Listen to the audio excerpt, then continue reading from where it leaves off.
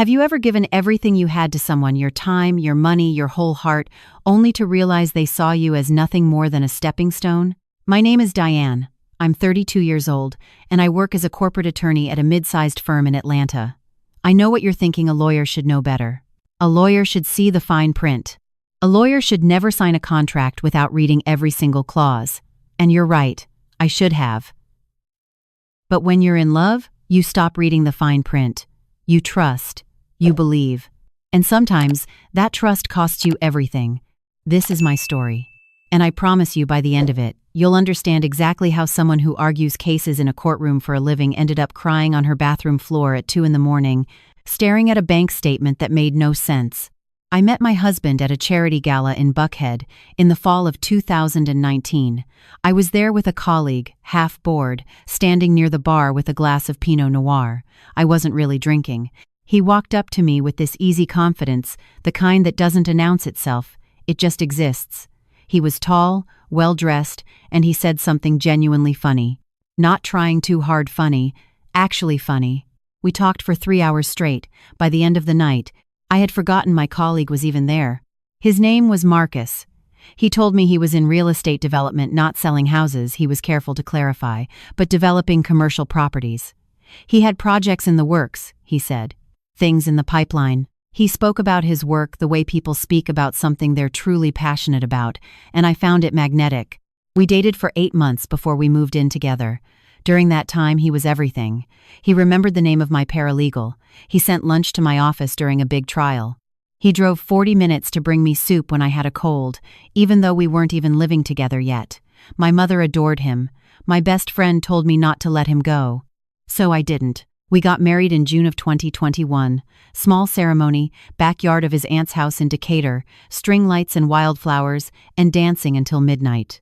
I remember thinking, standing there in my dress, that I had never felt so certain about anything in my life. I should have paid more attention to how that certainty felt. Because certain is what you are right before you're wrong.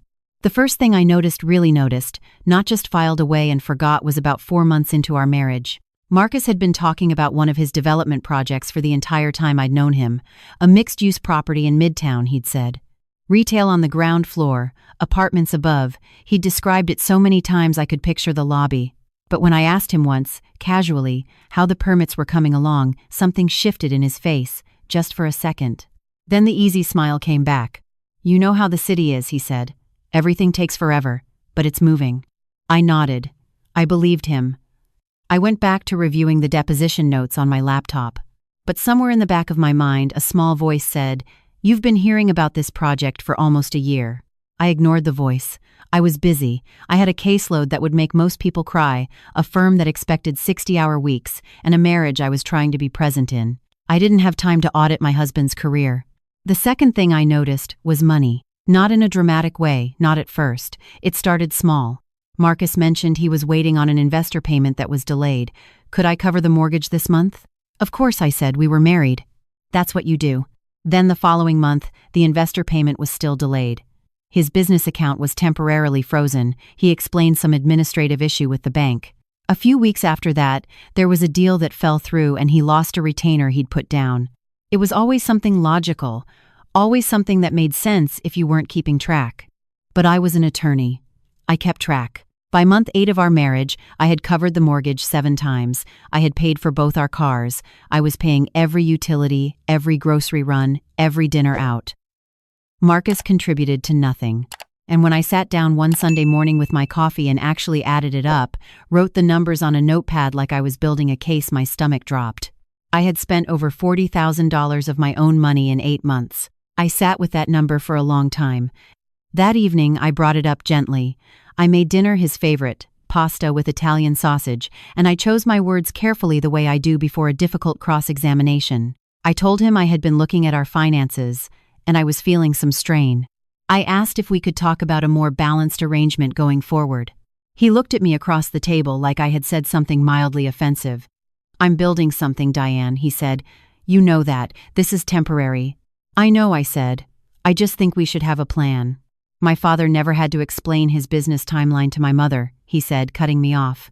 His voice was still calm, but there was something underneath it, something cold. She trusted him. I didn't say anything else that night. I cleared the plates and washed the dishes and told myself he was stressed, that building a business was hard, that I was being unsupportive. I told myself that story for another 4 months.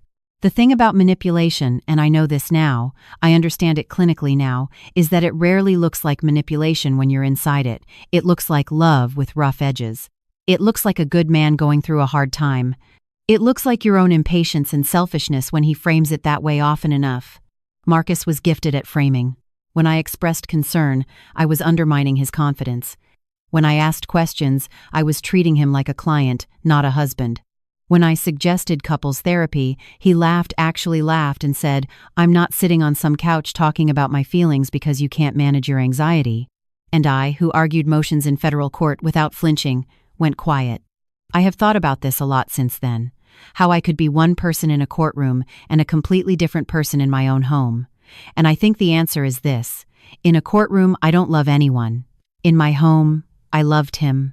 And love, when it is being weaponized against you, is the most disabling condition there is. The breaking point, the real one, the one I couldn't rationalize away, came on a Thursday afternoon in March. I was at my desk reviewing a contract when my phone buzzed.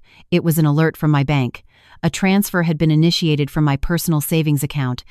Not my joint account with Marcus, my personal account, the one in my name only, the one connected to a separate banking app on my phone.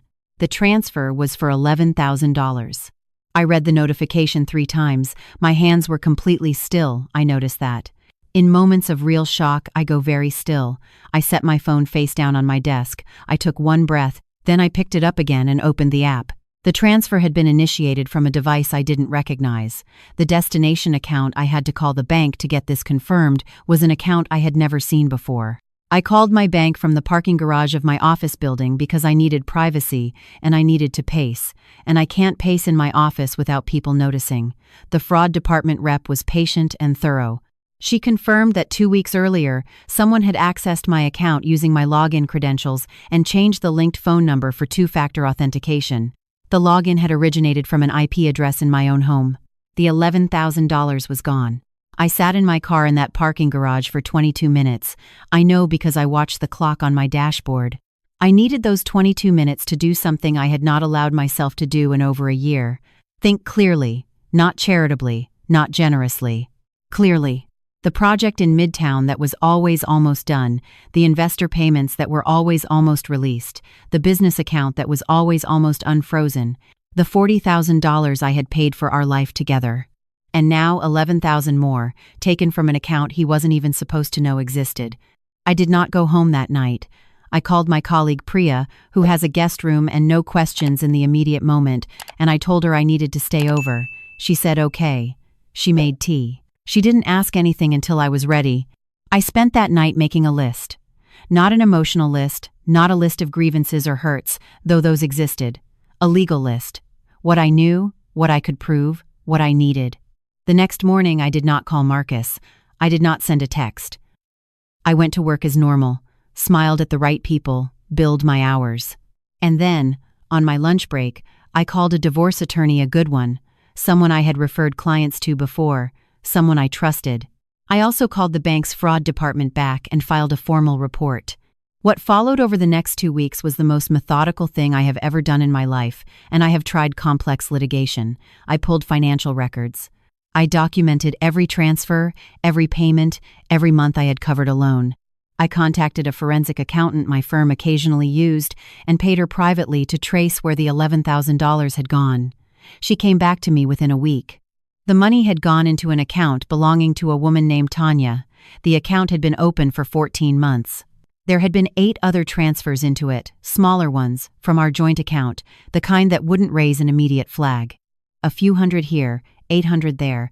The total across all transfers was just under $9,000. I printed every page of that report and put it in a folder in the trunk of my car. I knew, then, who Marcus really was. Not a man going through hard times. Not a man with bad luck and delayed deals. A man who had looked at me, my stability, my income, my careful savings, and seen a resource. A man who had manufactured closeness specifically to access that resource. A man who, when I had served my purpose, when I had been drained enough, had started transferring money to someone else. I thought about the gala in Buckhead. The 3 hours of conversation, the soup when I had a cold, the way my mother had loved him. I thought about whether any of it had been real, and I still don't have a clean answer to that. But I know it doesn't matter. Whatever it wasn't what I thought it was, and what it had become was theft. The night I came home 2 weeks after I had stayed at Priya's, 2 weeks during which Marcus had called me repeatedly, alternating between concerned and irritated and then concerned again, I came through the front door with my keys and my bag and my folder in the trunk of my car, and Marcus was in the living room watching television. He looked up. "Where have you been?" "Working," I said. I set my bag down. I sat across from him. Something in my face must have registered because he muted the television. He studied me the way he always did when he was recalibrating, deciding which version of himself to deploy. "We need to talk," I said. He leaned back. "Easy, relaxed, so talk." "I know about the account," I said. I kept my voice the same way I keep it in depositions level, neutral, giving nothing away. "I know about the transfers. I know about Tanya." The easy posture didn't vanish all at once. It left him slowly, like water draining. And what replaced it was not guilt. At least not at first. What replaced it was calculation. I watched him decide in real time what version of the truth he was going to offer. "It's not what you think," he said. I have heard those words in depositions and in courtrooms and in client meetings for 10 years. They never mean what the speaker wants them to mean. "Then tell me what it is," I said. What followed was 40 minutes. I will not detail entirely, because some of it is still too raw and some of it doesn't matter anymore. But in those 40 minutes, Marcus told me that I was difficult to live with, that I was cold, that I had never really made him feel like a partner, always like an employee being managed, that Tanya was someone who understood him, that he hadn't wanted to hurt me, but he needed to feel like a man in his own home, and I had never allowed that. And then, and this is the part I want you to hear, he said something that was clearly meant to wound me so deeply I would stop asking questions. He said, "Do you know why I married you, Diane? Because no one else was going to. I felt sorry for you. You were so focused on your career you didn't know how to be a real woman. I thought I could fix that. I was wrong." I looked at him for a long moment. I had prepared myself for a version of this. I had spoken with my therapist about it, yes, I had started seeing a therapist during those 2 weeks, something I should have done a year earlier. She had told me that when a person's control is threatened, they will often reach for the most personal weapon they can find. She told me to expect it. Still, hearing it was different from expecting it. But here is what I knew, sitting in that living room. I was not the woman he was describing. I knew who I was. I had built a career that I was proud of. I had a network of people who respected me. I had a mind that had argued and won in rooms that intimidated most people. I had loved him honestly, with everything I had, and that was not a weakness, that was the best thing about me, and he had spent 2 years trying to make me ashamed of it. I let him finish. I didn't interrupt. I didn't cry. I just waited until he was done. Then I said, "I've already spoken with an attorney. I've filed a fraud report with the bank regarding the $11,000 transferred from my personal account.